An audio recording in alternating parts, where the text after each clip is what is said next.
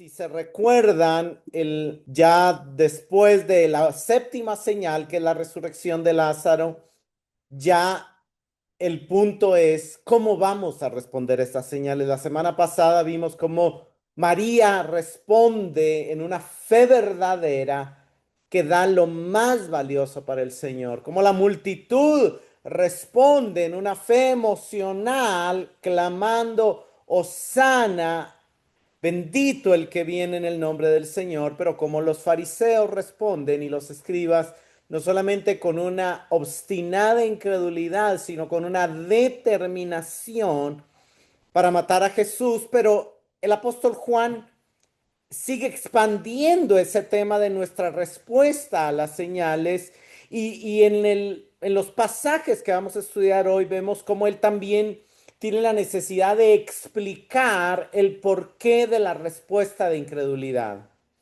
Entonces, en esta mañana vamos a estar estudiando Juan 12 desde el 36 hasta el 50 y básicamente podríamos dividir el tema de esta mañana en esos cuatro puntos, la respuesta de incredulidad, en la respuesta de una fe privada, en la fe verdadera y en sus consecuencias y por último en las consecuencias de la incredulidad. Juan 12, verso 36 dice... Esto lo vimos la semana pasada, pero para conectar con el tema, dice, mientras tienen la luz, crean en la luz, para que sean hijos de la luz. Estas cosas habló Jesús y se fue y se ocultó de ellos. Pero, aunque había hecho tantas señales delante de ellos, no creían en él. La cantidad de señales que Jesús hizo delante del pueblo de Israel en sus 3 años y medio de ministerio fue innumerable, fue incontable. Y Juan únicamente eligió 7 señales que escribió y el propósito, él deja claro que el propósito de esas señales era generar fe en nosotros, pero ni siquiera esas señales, que vamos a dar un repaso ahorita, y todas las demás cosas, aparte de esas 7, resultaron suficientes para producir fe en estas personas, para encender la fe en ellos. Y de alguna manera, Juan aquí está citando y de alguna manera aludiendo a la generación del desierto.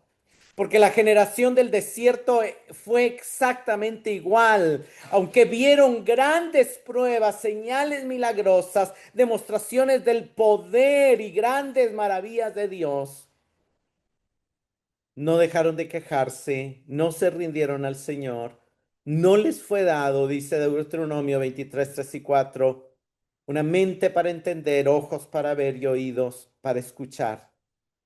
Y Juan medita en esto. Demos un breve repaso a las señales, al menos las 7 que hemos estado viendo en esta serie.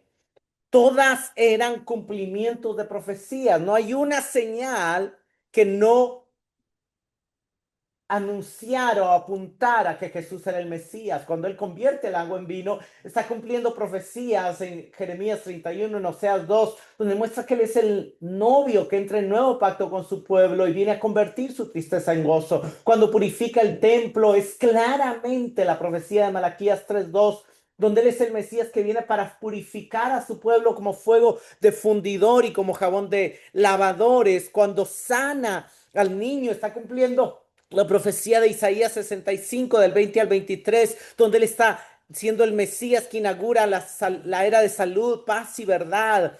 Cuando él sana al paralítico, está cumpliendo la profecía de Isaías 35:6, donde nos muestra que él es el Mesías que haría que el cojo salte. Cuando alimenta a los 5,000, está cumpliendo profecías escritas en Jeremías 31:14, Isaías 25:6, Isaías 49:9 y 10, donde nos muestra que Él es el Mesías que viene a saciar nuestra necesidad. Cuando sana al ciego, está cumpliendo las profecías de Isaías 29:18, 35:5 y 42:7, donde nos muestra que Él es el Mesías que vino para dar vista a los ciegos, pues fue puesto para hacer luz a las naciones.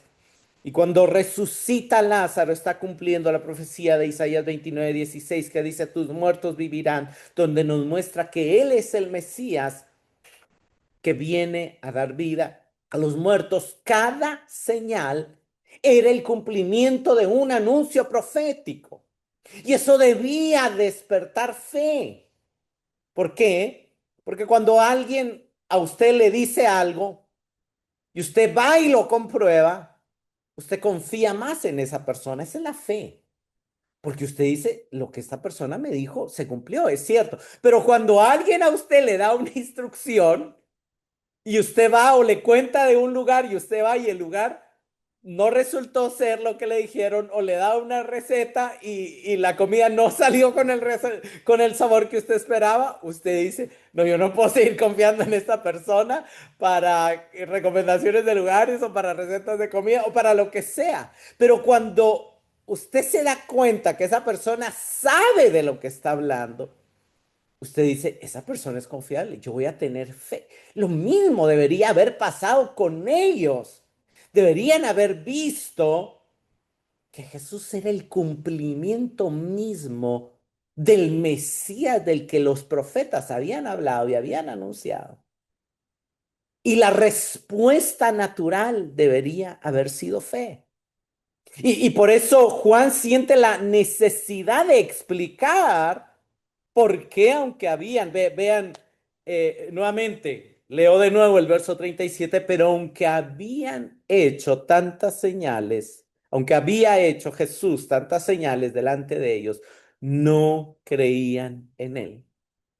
Para que se cumpliera la palabra del profeta Isaías que dijo, Señor, ¿quién ha creído a nuestro anuncio? ¿Y a quién se ha revelado el brazo del Señor? Viene Juan y dice, no, no, no, no es que las señales no fueron suficientes, es que había un anuncio y había un propósito de Dios donde Dios, así como anunció lo que iba a ser el Mesías, también anunció que muchos no le iban a creer.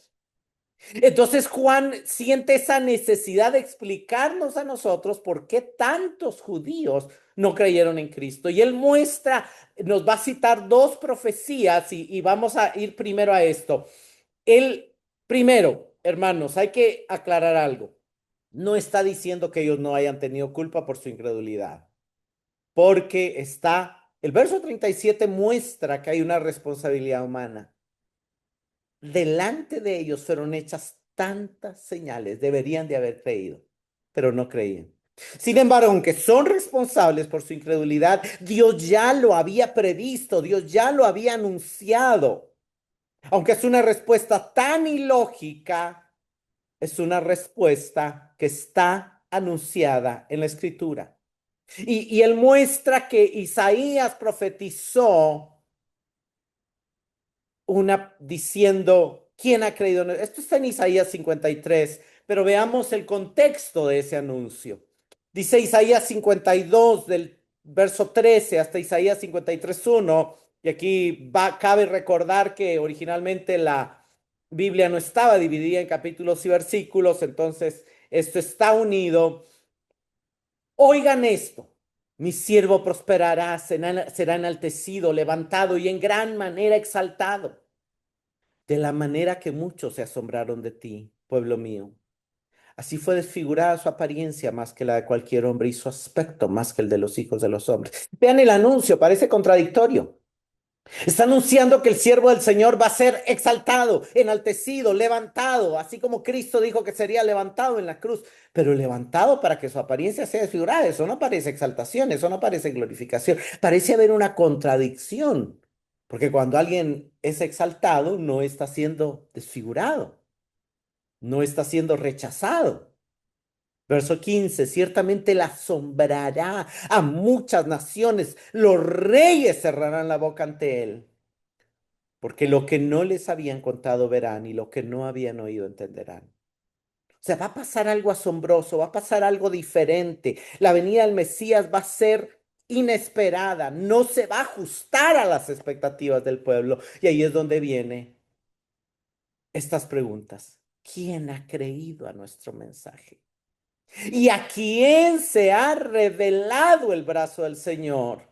El profeta está informando que va a haber un asombro y va a haber una dificultad de creer en el siervo que Dios trae para enaltecer, levantar y exaltar, porque al mismo tiempo que va a ser glorificado por Dios, va a ser desfigurado por los hombres, va a ser rechazado por el pueblo, mientras Dios lo exalta.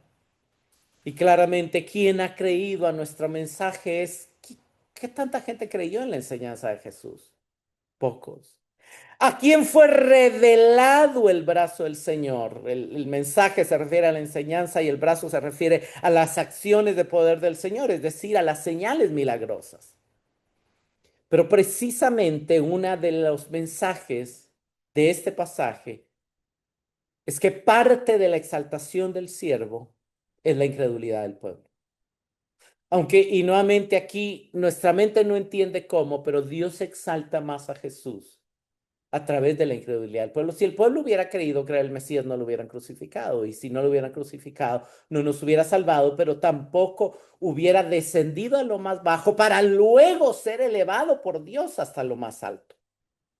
Son misterios en los planes de Dios que a veces nos cuesta comprender, pero que son parte del propósito de Dios. También claramente hay un vínculo con el ministerio de Isaías. Y nos muestra que el rechazo de Jesús no es algo nuevo, han rechazado a todos los profetas antes de él. Seguimos en Juan, porque vuelve a citar Isaías. Y vean lo que dice el verso 39, por eso no podían creer, porque Isaías dijo también, él ha cegado sus ojos y endurecido su corazón para que no vean con sus ojos y entiendan con el corazón y se conviertan y yo los sano.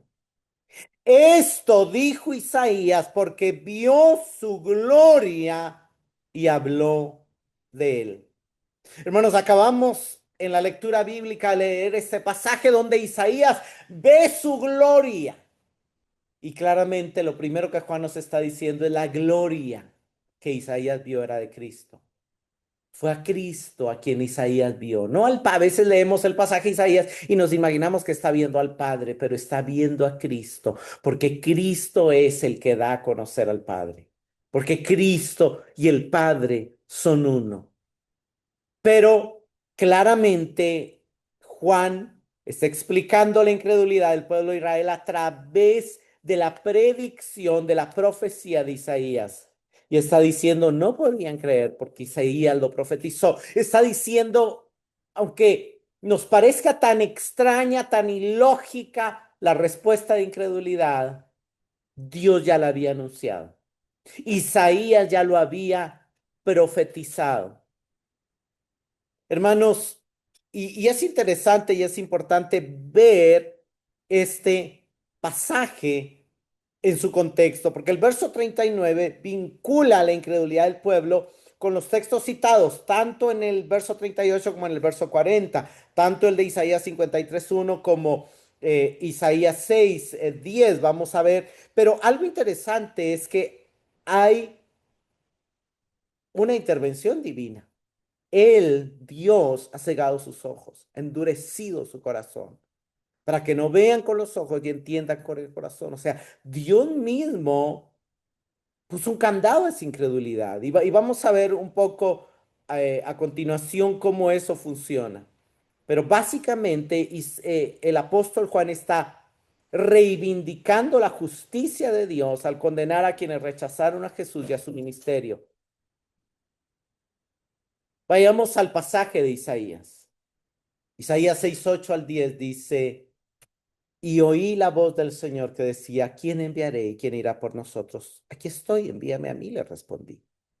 Y él dijo, ve y dile a este pueblo, escuchen bien, pero no entiendan, miren bien, pero no comprendan, haz insensible el corazón de este pueblo, endurece sus oídos y nubla sus ojos, no sea que vean con sus ojos y oiga con sus oídos y entienda con su corazón y se arrepienta y sea curado. Isaías acaba de recibir la visión de la gloria de Dios. Como ya vimos en la lectura bíblica, Él responde en arrepentimiento y en dolor. Es purificado por un serafín que toma un carbón encendido y toca su boca. Él se ofrece a servir como el mensajero del Señor y luego recibe esta comisión. Él dice, envíame a mí, y luego recibe esta comisión. Una comisión que le aclara que su mensaje será ignorado, despreciado y rechazado por las personas a las que va a dirigirse. Dios comisiona a Isaías con el pleno entendimiento de que los resultados de su ministerio serán negativos. La gente no se va a convertir. De hecho, inmediatamente él responde, ¿hasta cuándo, Señor? Y esto es interesante porque la misma pregunta del profeta a este anuncio de parte de Dios nos deja saber que el endurecimiento que Dios va a traer al pueblo no es permanente, ni es total, es algo temporal y parcial. Él sabe que hay un fin, él sabe que no será para siempre. Y entonces, desde ese entendimiento, es un entendimiento sobrenatural por el espíritu que él comprende cuando recibe la palabra. Él pregunta, ¿hasta cuándo, Señor? Y él respondió, Dios le respondió, hasta que las ciudades estén destruidas y sin habitantes, las casas sin gente y la tierra completamente desolada. O sea, que el Señor haya alejado a los hombres y sean muchos los lugares. ¿Qué está diciendo este pasaje? Que el endurecimiento no va a evitar el juicio.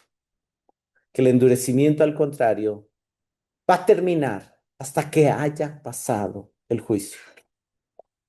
Y eso es parte de lo que Juan está tratando de citar.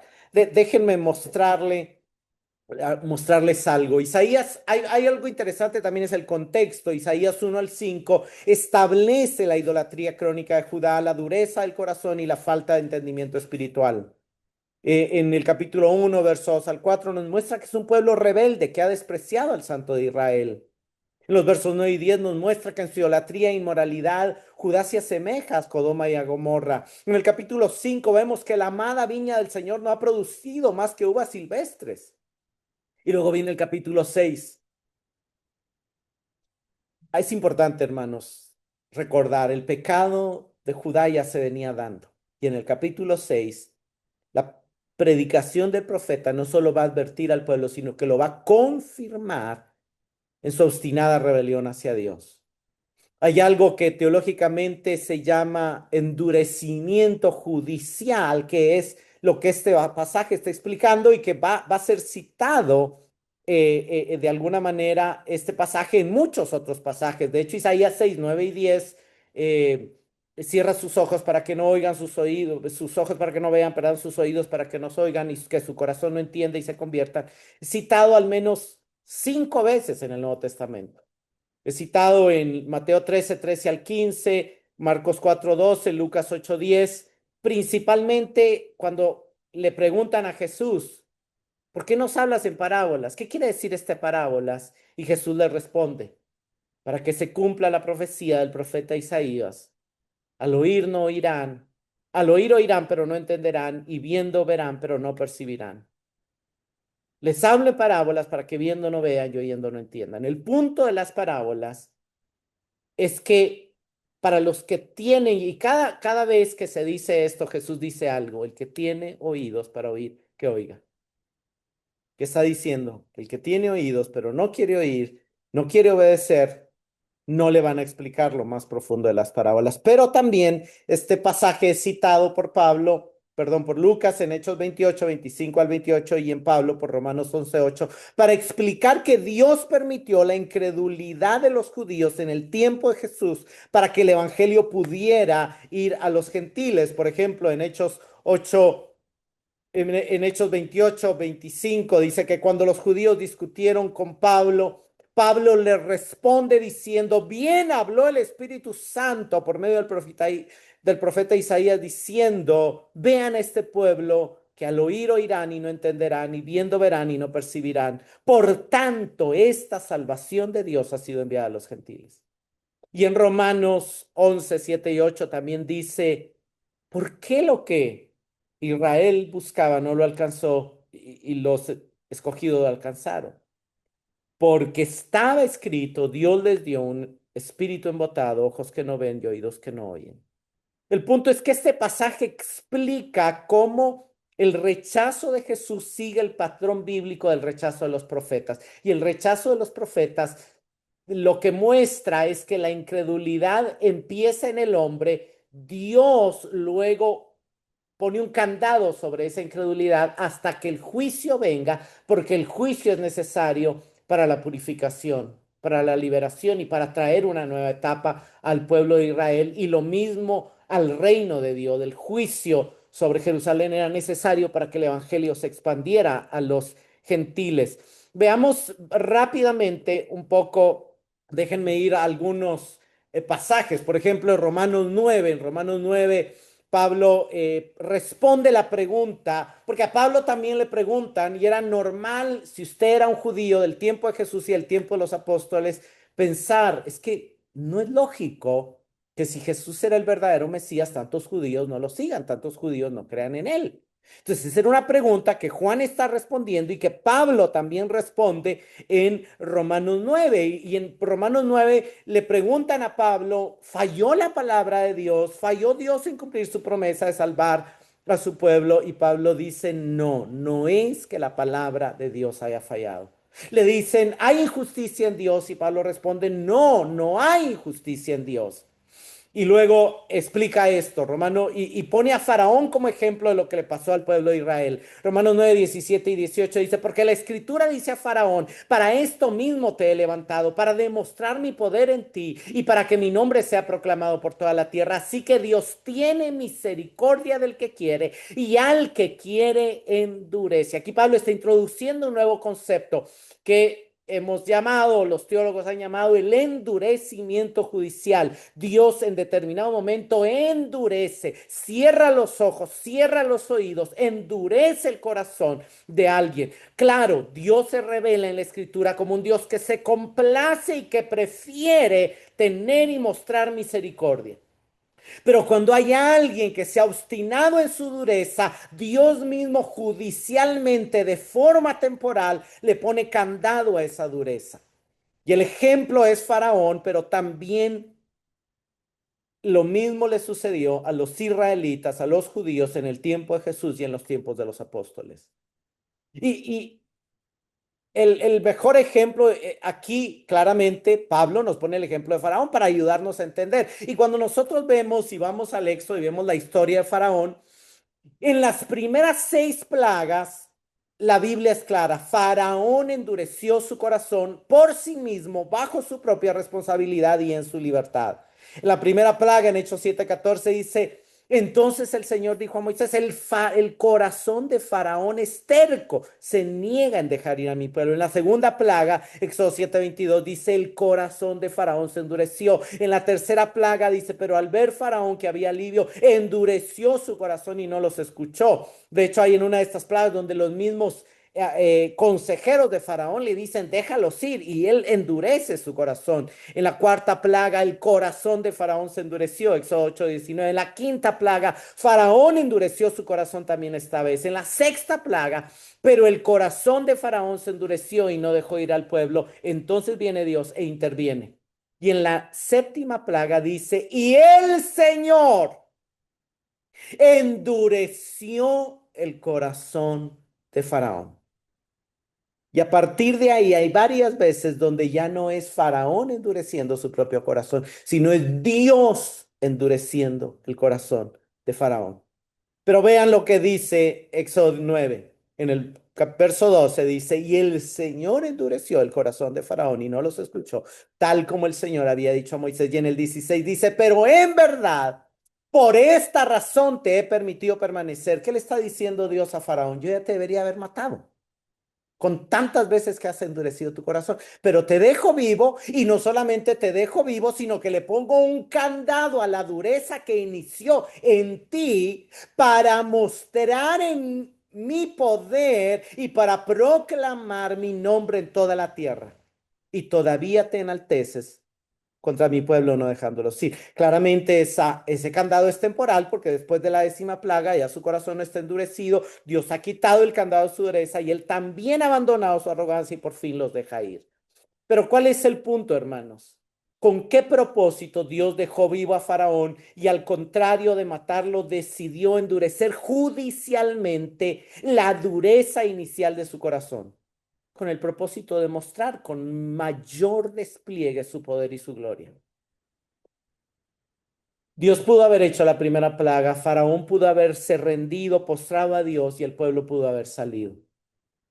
Pero el hecho de que Faraón endureciera su corazón una y otra vez y el hecho de que luego Dios endureciera su corazón hizo que el pueblo viera más maravillosamente el poder de Dios actuando, derribando a cada uno de los dioses de Egipto y trayendo plagas que realmente mostraban la grandeza del poder inmenso de nuestro Dios. Eso produjo una mayor fe y una mayor reverencia al Señor en los israelitas y aún en algunos egipcios.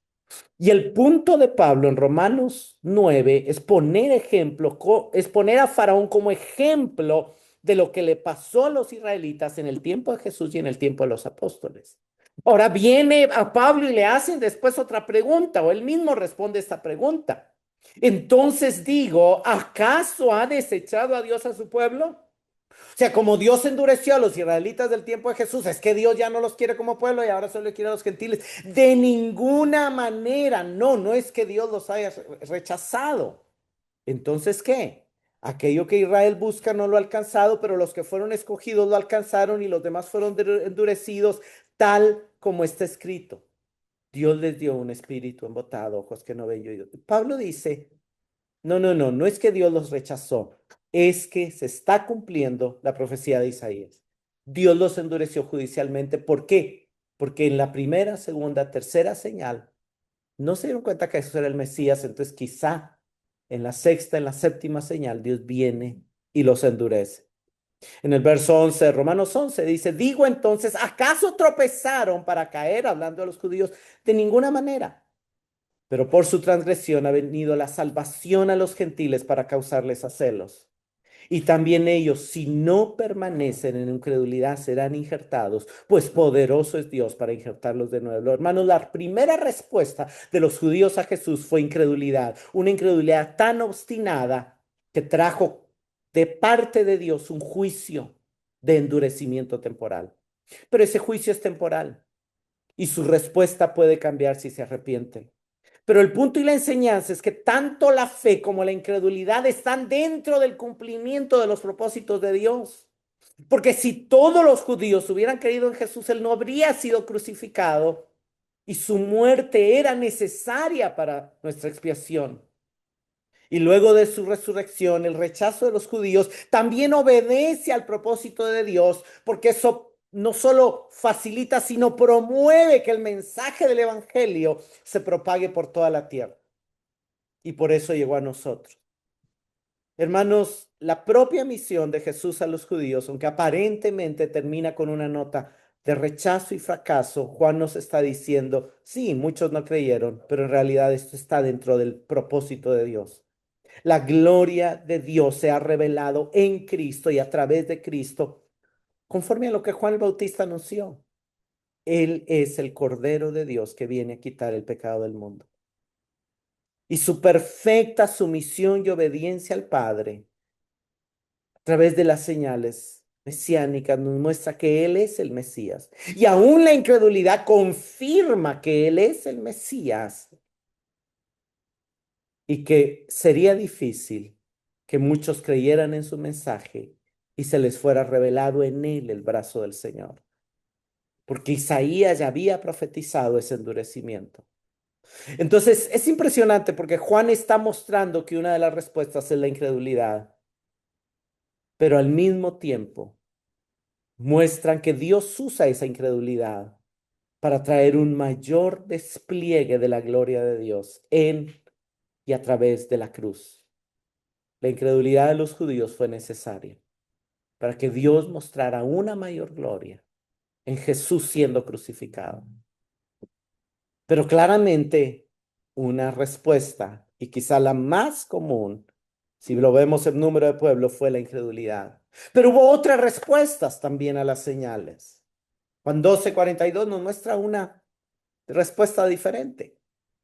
Dice, sin embargo, muchos aún de los gobernantes creyeron en él, pero por causa de los fariseos no lo confesaban, para no ser expulsados de la sinagoga, porque amaban más el reconocimiento de los hombres que el reconocimiento de Dios. Aquí estamos viendo una respuesta, una fe privada. Habían muchos que respondieron con esta fe. Y aún algunos de ellos eran gobernantes, eran del Sanedrín. Pero su posición era muy importante. Y entonces su fe no era lo suficientemente valiente y determinada para confesar a Jesús como el Mesías. Creyeron en lo privado que Jesús era el Mesías, pero si decían en lo público que ellos creían que Jesús era el Mesías, iban a ser expulsados en la sinagoga y eso les iba a hacer perder su posición en la sociedad y eso no podía pasar porque ellos amaban el reconocimiento de los hombres. Hermanos, la fe de ellos era una fe insuficiente y débil que no les permitía dar ningún paso que pudiera amenazar su posición. Ya Jesús ha hablado de estos casos anteriormente, de gente que ama más la alabanza de los hombres que la alabanza de Dios. Jesús lo anunció y los confrontó en Juan 5:44. ¿Cómo pueden creer cuando reciben gloria los unos de los otros y no buscan la gloria que viene del único Dios? Y lo interesante es que lo que Jesús está diciendo es que la fe privada impide llegar a una fe verdadera. No se puede creer verdaderamente si se busca más la gloria de los hombres que la gloria de Dios. Hermanos, es importante que nosotros sepamos que una fe privada no sirve, que una fe secreta no salva, que el amor por la gloria de los hombres y el reconocimiento de los hombres impide la fe verdadera. Por otro lado, puse ahí también Romanos 2:29, porque Pablo nos enseña algo importante en este verso. Dice, pues es judío el que lo es interiormente, y la circuncisión es la del corazón por el espíritu, no por la letra, la alabanza del cual no procede de los hombres, sino de Dios.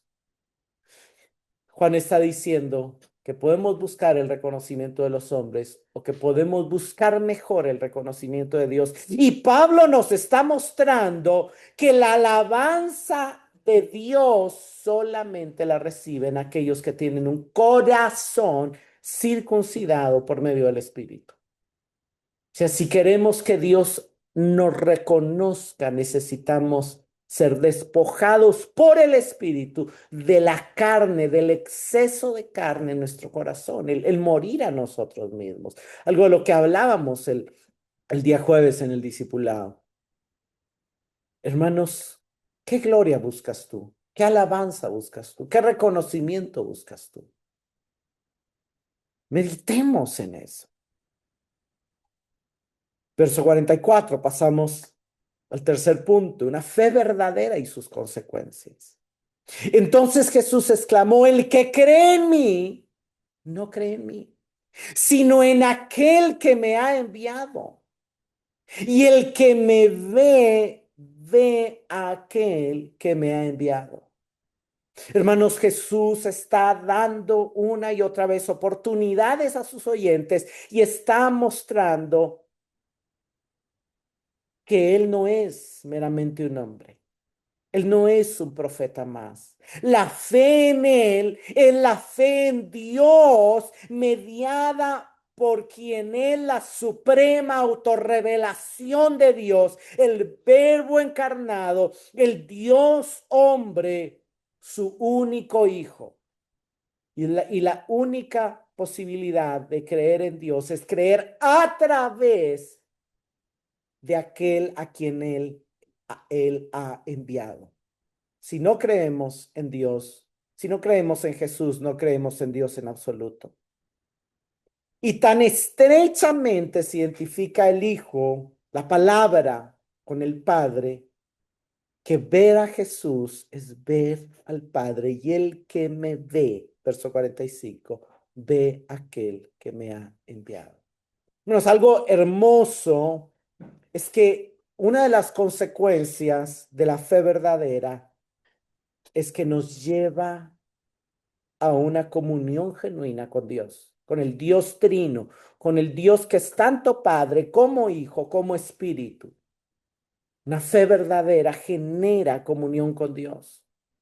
Por eso Romanos 5:11 dice, nos gloriamos en Dios por quien, por medio de nuestro Señor Jesucristo, por quien ahora hemos recibido la reconciliación. Éramos enemigos de Dios, estábamos separados de Él, pero nos gloriamos en Dios por medio de nuestro Señor Jesucristo.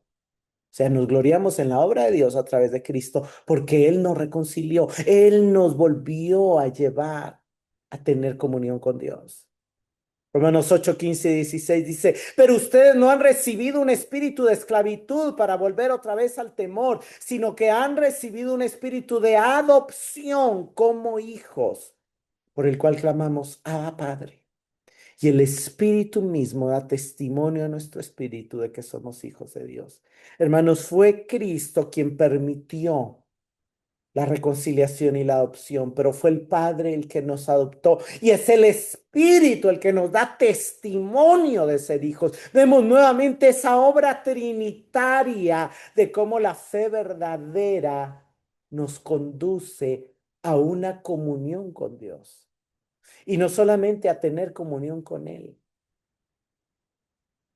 saber y a percibir su amor y a responder en cercanía y en amor a ese amor, clamando ya no desde el temor, sino desde la confianza. Abba, Padre, papito amado, papito mío, papito lindo, Padre nuestro. Hay una cercanía como resultado de una fe verdadera. Verso 46. Yo la luz he venido al mundo para que todo aquel que cree en mí no permanezca en tinieblas.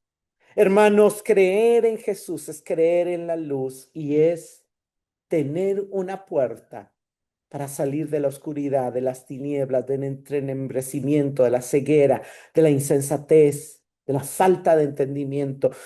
La segunda consecuencia, según este pasaje de la fe verdadera, es iluminación. Iluminación, entendimiento, conocimiento, acceso a la verdad.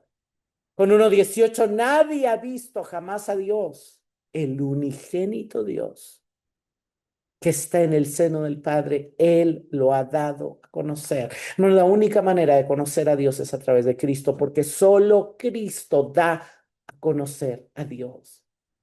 Segunda Corintios 4:6, pues Dios que dijo, de las tinieblas resplandecerá la luz, es el que ha resplandecido en nuestros corazones para iluminación del conocimiento de la gloria de Dios en el rostro de Cristo. De hecho, en 2 Corintios 4:4, Pablo dice que los incrédulos tienen cegado su entendimiento y no pueden ver el resplandor del evangelio de la gloria de Cristo. Pero nosotros que hemos creído, que ya no somos incrédulos, sino creyentes, y que le conocemos la luz, esa luz ha traído iluminación.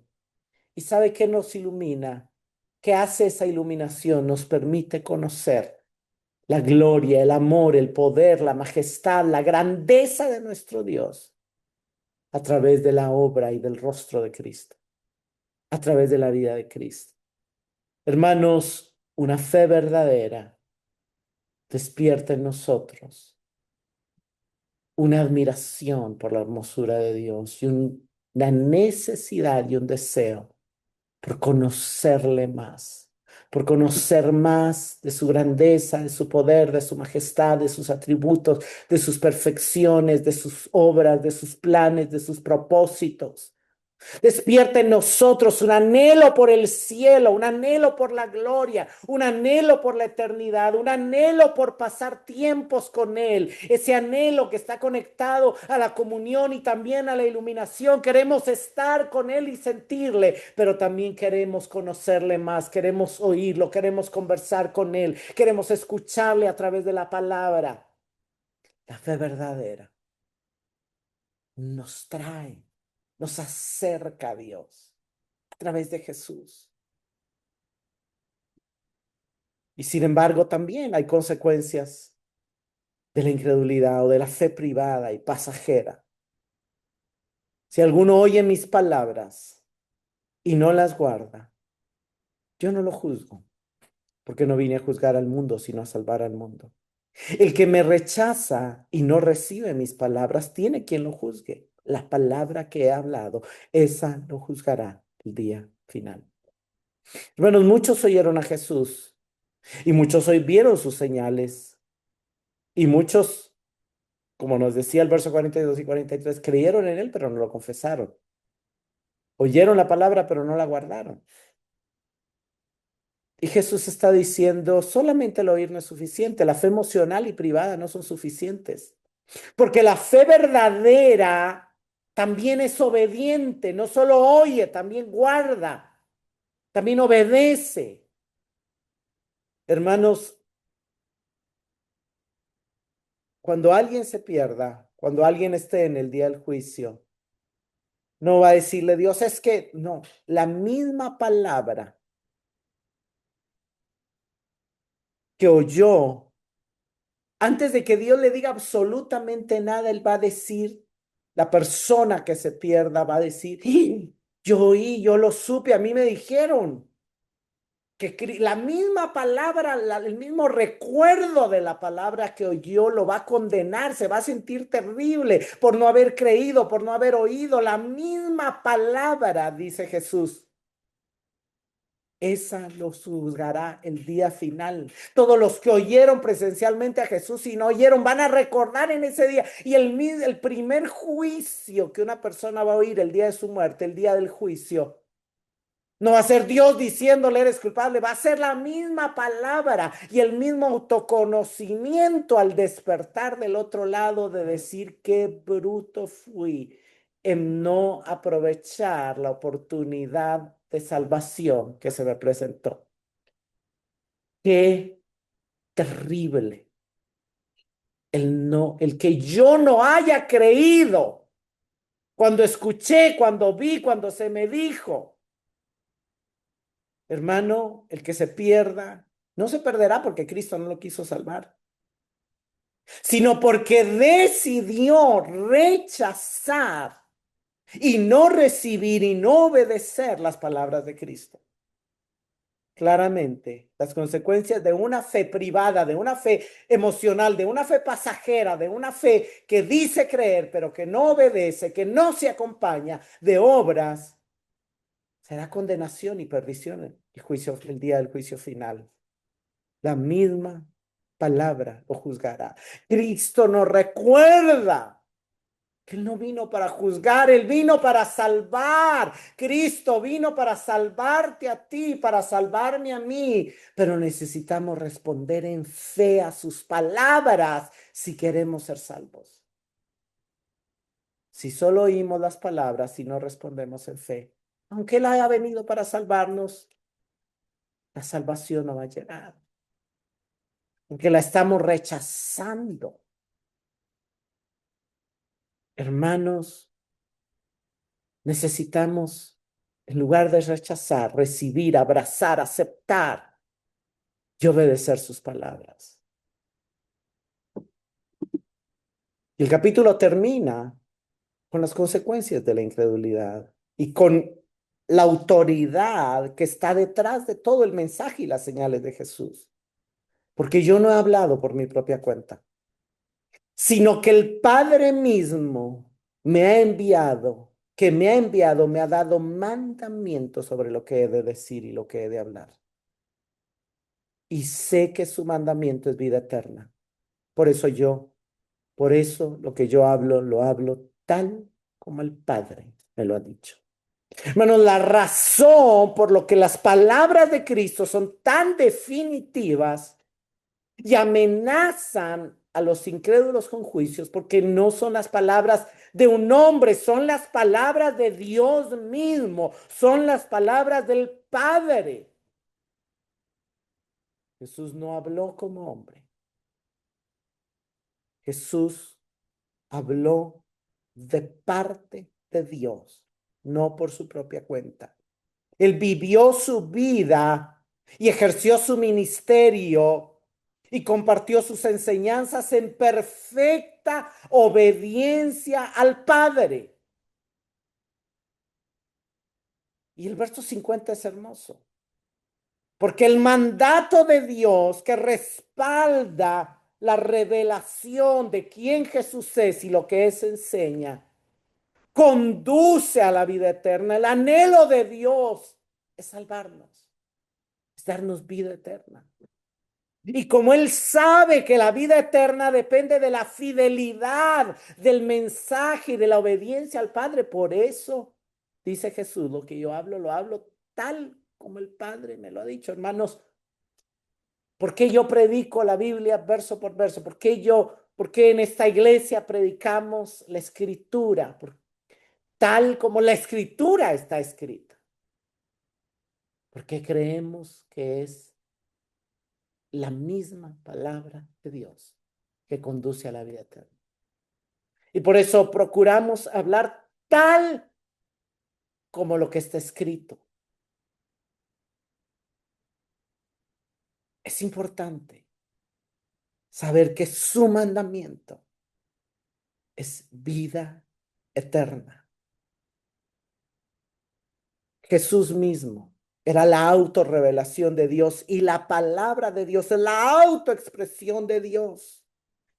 De hecho, hay una conexión entre la palabra de Dios y Jesús.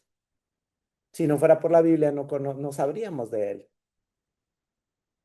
Y cuando leemos la Biblia nos lleva a él.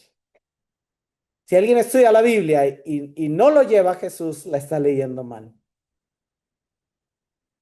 La palabra de Dios es tanto la Biblia como Cristo, porque el uno habla del otro y el otro se explica. La palabra de Dios, las escrituras, nos cuentan sobre Jesús, nos cuentan los anuncios sobre Jesús, nos cuentan sobre los hechos de Jesús y nos cuentan sobre los resultados de la obra de Jesús a través de los apóstoles. Nos llevan a Él y Él se manifiesta y nos habla a nosotros a través de esa misma palabra. Es su mandamiento. Las escrituras, algunos las resumen diciendo la ley, por eso en la ley está escrito y tal vez no era la ley, era un salmo, pero es un mandamiento. Porque es algo que Dios espera que atendamos, porque es algo que Dios espera que obedezcamos, porque es algo, o sea, no es un mandamiento desde el capataz, sino es un mandamiento desde el amor, es un consejo desde el amor, es una invitación a vivir para conducirnos a la vida. Ese es el propósito del libro y ese es el propósito de toda la escritura. Metemos un minuto más en este tema. Su mandamiento es vida eterna. Juan 6:40, ya esto lo estudiamos antes, pero repasando algunas cosas importantes, porque esta es la voluntad de mi Padre. Este es el mandamiento del Padre, que todo aquel que vea al Hijo y cree en Él, tenga vida eterna y yo mismo lo resucitaré en el día final. Hermanos, que cuando veamos a Jesús, confiemos en Él. Y eso nos garantiza que en el día final Él nos dará vida eterna y nos resucitará. Juan 6:47, en verdad les digo, el que cree tiene vida eterna. De hecho, en ese mismo capítulo le preguntaron a Jesús, ¿cuál es la obra de Dios? Que crean en aquel que ha enviado. Hermanos, ¿qué es lo que Dios pide de ti? Que creas en Jesús. ¿Qué es lo que Dios pide de mí? Que crea en Jesús. Y ese creer es un confiar, no solo es una vez en la vida, es un confiar. en su instrucción, en sus palabras, en sus mandamientos, día a día, momento a momento, semana a semana. Hay circunstancias en la vida donde se presenta, actúo como el mundo dice, actúo como en mi propia sabiduría o confío en lo que Dios me manda hacer. Y ahí es donde o respondemos en fe o no respondemos en fe. Primera de Juan 3, 23 y 24. Y este es su mandamiento: que creamos en el nombre de su Hijo Jesucristo. La fe es evidentemente lo más importante, pero luego dice y añade, y que nos amemos unos a otros como Él nos ha mandado. El que guarda sus mandamientos permanece en Él y Dios en Él. La comunión de la que hablábamos. Y en esto sabemos la iluminación de la que hablábamos, que Él permanece en nosotros por el Espíritu que nos es dado. Hermanos, es muy interesante que según la Biblia, una de las evidencias de si una persona tiene fe en Jesús es que tiene amor por los santos. En todas las cartas de Pablo, usted ve a Pablo agradeciendo por los tesalonicenses, por los filipenses, por los colosenses. Le agradezco a Dios en mis oraciones porque he oído de su fe en Dios y de su amor por todos los santos. Hay una conexión entre la fe, entre el confiar en Jesús y amar a los demás. Por eso Juan también lo conecta y dice, este es su mandamiento. Su mandamiento es vida eterna y su mandamiento es el camino a la vida eterna, la manera de disfrutar la vida eterna. Es que creamos en su Hijo Jesucristo y que nos amemos los unos a los otros. Por eso la iglesia es tan importante. Porque la comunidad es tan importante. ¿Por qué? Porque es un lugar donde podemos hacer florecer y entrenarnos en amor. Amén. Y termino con el pasaje con el que también iniciamos esta serie y cerramos. Dice Juan 20, 30 y 31, y muchas otras señales hizo también Jesús en presencia de sus discípulos que no están escritas en este libro. Pero estas 7 señales que hemos estudiado en esta serie se han escrito para que ustedes crean que Jesús es el Cristo, el Hijo de Dios, y para que al creer tengan vida en su nombre. ¿Cuál es tu respuesta? ¿Cuál es tu respuesta personal e individual a las señales de que Jesús es el Cristo? ¿Cómo responderás tú? ¿Con una fe emocional, gritando, sí, Dios es mi Señor, pero después olvidándote de lo que Él te dice? ¿Con una fe privada? Sí, sí, yo creo, pero mejor que no lo sepan, porque sigo siendo humano y porque no soy perfecto. ¿O responderás con una fe obediente, continua, permanente, que oye y guarda su... Yo sé que aquí todos somos creyentes, pero pensemos en cómo respondemos en ese momento donde el dolor que me causó la ofensa me dice, guarda rencor, y la palabra de Dios me dice, perdona. En ese breve momento tú estás respondiendo a esa palabra de Dios en fe o en incredulidad. ¿Cómo responden en ese momento donde la noticia del médico no es la que esperabas? En ese momento respondes en fe, como gracias a Dios, mis hermanas, sabiendo que Dios tiene el control, o en incredulidad, diciendo no es posible, es que no sé qué y por qué y quejándonos. Como respondemos donde tal vez la cuenta de banco no tiene lo suficiente para los pagos que tengo que hacer. En queja, en incredulidad o, o atendiendo a las palabras de Dios. Mi Dios suplirá. No os afanéis. La palabra de Dios nos da una orden, pero nos toca o responder en la fe y decir, el Señor dice que no me afane, no me voy a afanar. O no, decido elegir mi respuesta natural y digo, es que me tengo que afanar. Hermanos, La respuesta en fe no es algo de un momento, la respuesta en fe es algo todos los días, de cada momento. Y es algo en lo que tenemos que entrenarnos y crecer. Y una evidencia de la fe es el amarnos los unos a los otros. Y uno de los medios por el cual practicamos el amor y fomentamos la comunión es la cena del Señor. La cena del Señor es el pasaje que nos recuerda que somos un cuerpo en Cristo y que así como el pan es uno y se parte en muchos pedacitos, así el cuerpo es uno. Y todos participamos del mismo pan. Voy a invitarlos a ponernos de pie y a recordar que Juan 12, sí, a Juan 12 le sigue Juan 13. Y Juan 13, que es una serie que vamos a ver más adelante, nos habla del aposento alto, del momento donde Jesús invitó a sus discípulos a compartir en esta tierra la última cena que tendría con ellos.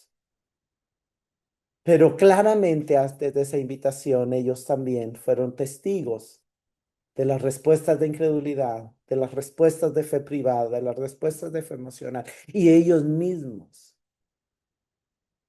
estaban desafiados a saber cómo responder. Señor, te damos gracias por tu palabra.